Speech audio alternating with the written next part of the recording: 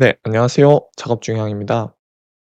네, 제가 블로그에서 웹드론 관련 글을 다룬 지가 거의 벌써 2년이 다 돼 가더라고요. 그래서 지금까지는 사실 매번 같은 분들만 좋아요를 눌러주셨거든요. 근데 최근에 이 폭락을 겪으면서 처음 보는 분들이 좀 좋아요를 많이 눌러주시더라고요. 이런 거 보니까 되게 좀 기존 주주분들은 많이 하신 것 같고, 또 새로 신규 유입된 분들이 좀 많이 들어오지 않았나 싶더라고요. 그래서 이 앞으로 이 컨텐츠도 기존 주주분들도 위한 컨텐츠도 물론 만들겠지만 입문자용 컨텐츠도 한번 만들어 볼까 해요. 그래서 오늘 다룰 주제 같은 경우는 음 기존 주주분들뿐만 아니라 새로운 오신 분들도 또 흥미롭게 볼 만한 그런 주제라고 생각해요. PT403을 다뤄볼 건데 이 피 저는 매번 말씀드리지만 허제파타이드를 포함한 릴리와의 본계약은 이미 확신하고 있고, 저는 그 너머를 바라보고 있어요. 그래서 그 너머 있는 것들 중에 가장 기대되고 또 가장 빨리 가시적 성과가 나올 만한 것들 중에 저는 기대되는 게 PT403 이거든요. 그래서 오늘 PT403을 다뤄볼 건데, 네, 한번 시작해 볼게요. 그래서 오늘은 노보노 디스크가 얼마나 위기 상황인지, 그리고 PT403은 반대로 몸값이 올라가고 있는 상황을 또 보여드릴 거예요. 그래서 이런 상반된 상황 속에서 최종적으로는 노보노 디스크가 왜 PT403을 선택할 수밖에 없는지, 바로 그것에 대해서 하나씩 알아보도록 할게요.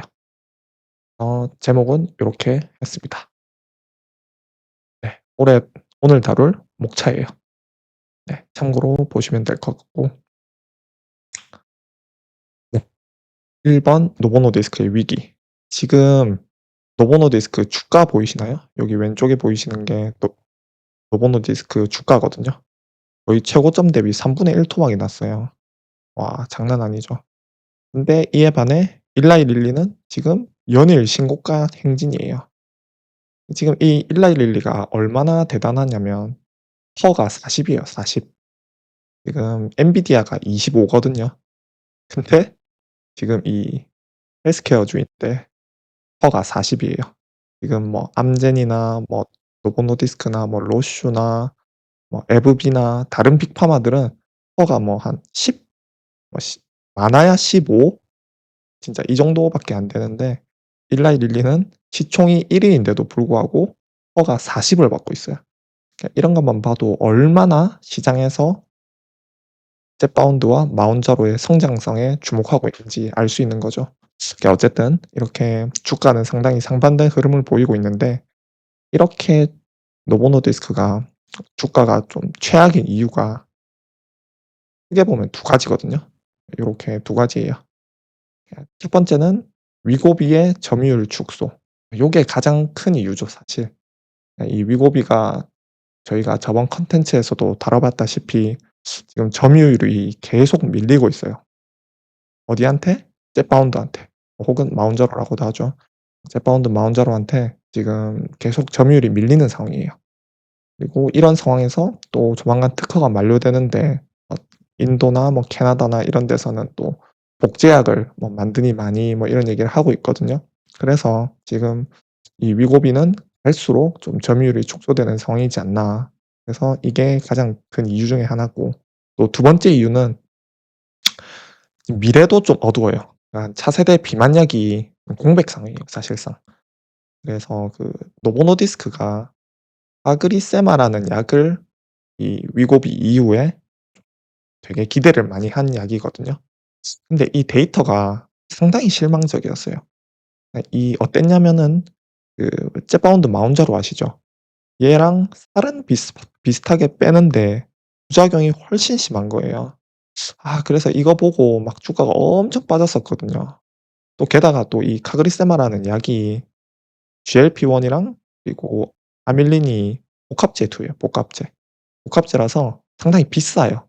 넷바운드나 마운저로 이거보다 사실상 원가는 한 2배 이상 비쌀 수밖에 없어서 이 원가도 비싸고 그렇다고 뭐 효능도 jet바운드 마운저랑 비슷하고 근데 부작용은 더 심하고 이렇다 보니까 사실상 제가 예전에 블로그에서도 뭐 누차 언급드렸는데 사실상 상업적으로는 실패한 약이 아닌가 저는 그렇게 보고 있어요.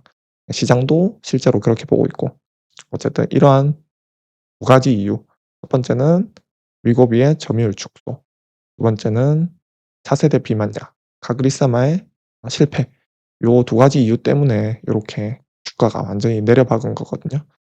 그래서 이러한 상황에서 뭐 주가는 약세가 되고 또 CEO도 교체되고 이렇게 위기의식이 상당히 만연한 상황이에요. 그래서 두 번째는 네 이거는 위고비가 왜 jet바운드한테 밀렸는지 그 이유를 얘기해 주는 거예요. 그 이유 그 기폭제가 됐던 건이 하나 있어요. 바로 그 위고비랑 jet바운드가 1대1 맞짱을 떴는데 jet바운드한테 져 버린 거예요, 아주 처참하게. 이게 뭐냐면 그 일라이릴리가 jet바운드 자신들의 약이 워낙 자신이 있었던 거예요. 근데 이 위고비라는 약이 기존에 엄청 잘 팔리는 거예요. '아 우리 약이 더 뛰어난데 왜 위고비가 이렇게 계속해서 잘 팔리는 거지. 내가 한번 위고비 니랑 한번 1대1 맞짱 한번 떠서 내가 증명해 볼게.' 해서 한 게 이 서마운트 5 임상이거든요.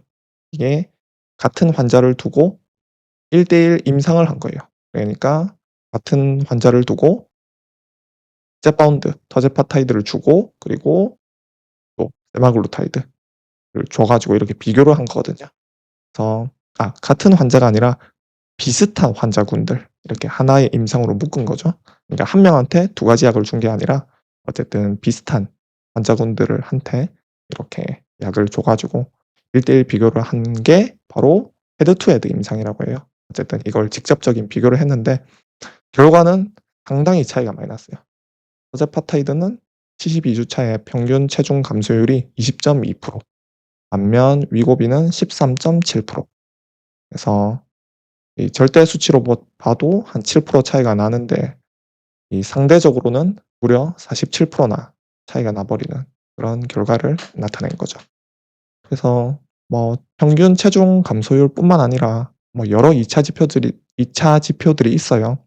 뭐 15% 이상 감량한 환자들의 비율, 20% 이상 감량한 환자들의 비율, 그리고 25% 이상 감량한 환자들의 비율, 또 허리둘레 감소.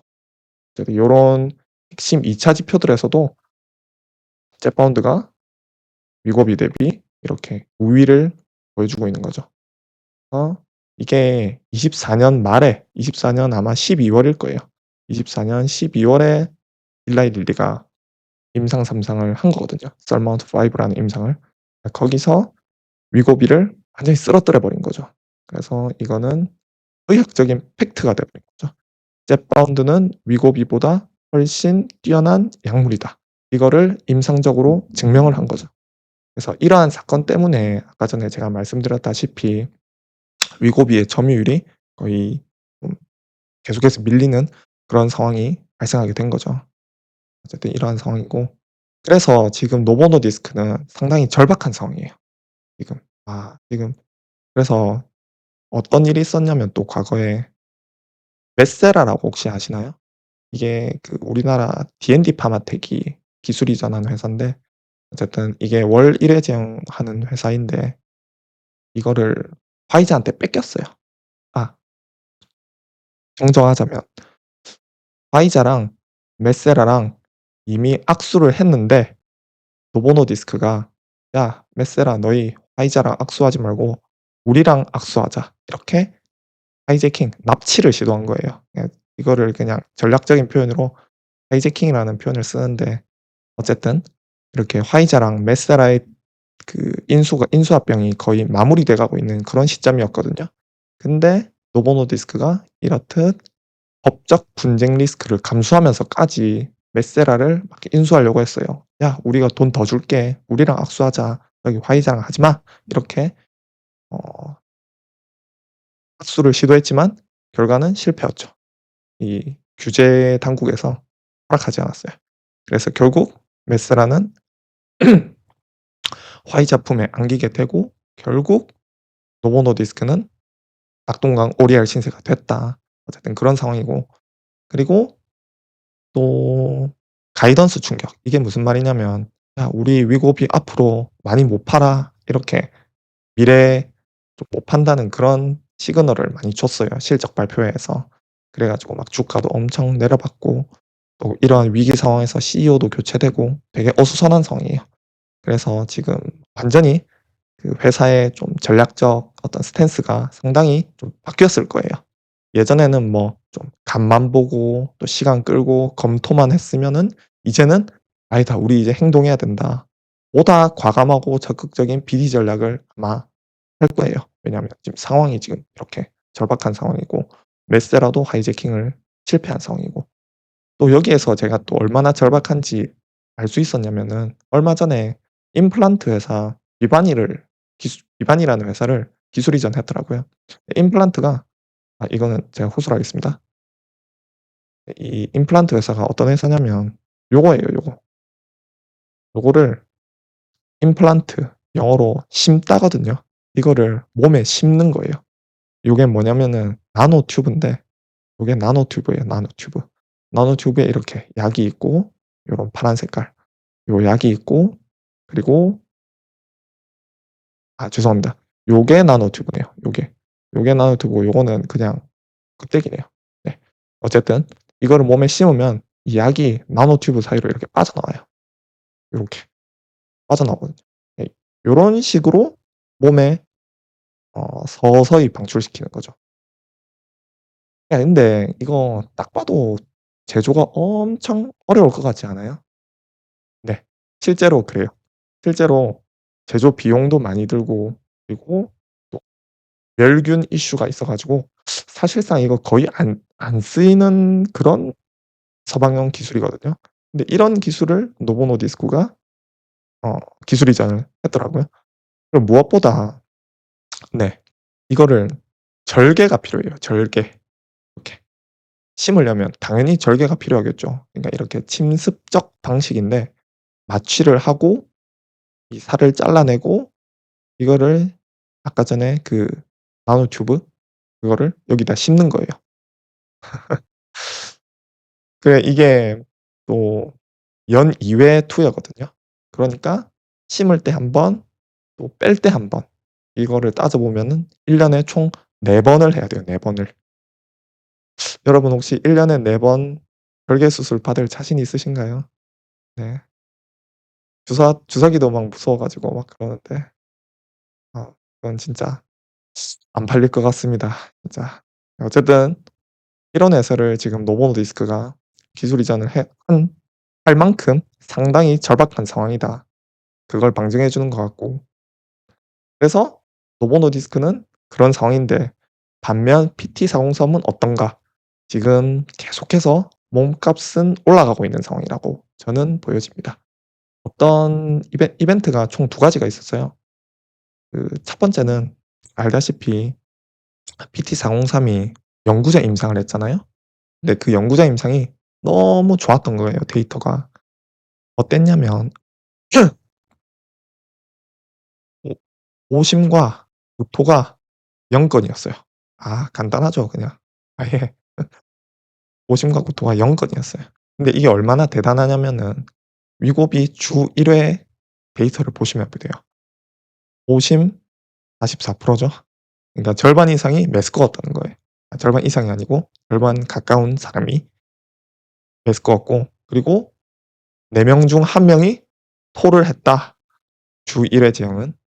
근데 PT403은 구토는커녕 메스꺼움조차 없었다. 이건 참 시장이 못 알아줘서 슬플 뿐입니다 진짜.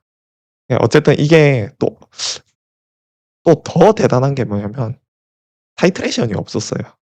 이게 다른 월 1회 제형 예를 들어 뭐 카무루스, 뭐 바이킹, 메세라, 뭐 로슈, 암젠 전부 다 용량 증량 과정 즉 타이트레이션을 거치거든요. 그러니까 초반에 주 1회 혹은 2주 1회 투여를 하고 그게 익숙해지면 두 달 뒤 혹은 세 달 뒤에 월 1회 제형을 이렇게 시작하는, 그걸 저희가 용량 증량 혹은 뭐 타이트레이션 과정이라고 하는데, 다른 월 1회 제형은 이게 필수적이거든요. 왜냐하면은 부작용이 너무 심해요. 안 하면은. 용량 증량을 안 하고 바로 월 1 회를 때려 버리면 부작용이 너무 심해요. 근데 PT403은 우리 타이트레이션 필요 없이 곧장 월 1회 고용량 투여를 빡 했는데 오심과 구토가 0 건이었더라. 진짜. 그러니까 정리하자면 이런 거예요. 오심과 구토가 0 건인 것도 되게 센세이셔널한데, 심지어 이렇게 모래주머니를 차고 나온 데이터라는 거죠. 그러니까 모래주머니를 차고 마라톤을 1 등을 한 거예요. 아 진짜 너무 대단합니다. 어쨌든 이런 첫 번째 이벤트가 있었고, 바로 이것 때문에 PT404의 몸값은 지금 올라가고 있는 상황인 거죠. 어 또 두 번째 이벤트. 이건 얼마 전에 있었던 건데, 그 505 P2 트랙을 저희가 그 FDA 프리미팅에서 확인받았다고 또 최 대표님이 말씀하셨고, 또 회사 공지에서도 재확인한 적이 있었어요. 그래서 요게 뭐냐면 간단하게 말하면 계량 신약 경로가 가능하다는 거예요. 그러니까 완전한 신약처럼 임상 3 상을 풀로 돌릴 필요 없이 너희 계량 신약 인정해 줄게. 그러니까 임상 일부를 생략 가능하다." 요런 거를 FDA한테 확인을 받은 거죠. 뭐가? PT403이. 그래서 요런 특성 때문에 개발 시간이 상당히 짧아질 수 있다는 장점이 있어요. 요거는 사실 다른 모든 빅팜들한테 되게 매력적인 요소겠지만, 지금 시간이 돈이죠 사실 노보한테는. 시간이 없어요. 왜냐? 차세대 비만약이 공백인 상황, 그리고 기존 약물이 위고비가 상당한 위기인 상황. 이런 상황에서 지금 주가는 계속해서 내려받고 있는 그런 상황, 그리고 또 메세라한테 화이 또 메세라를 또 화이자한테 뺏겨 버린 그런 상황. 이런 절박한 상황에서 상당히 매력적인 옵션으로 다가올 수밖에 없는 거죠. 네. 어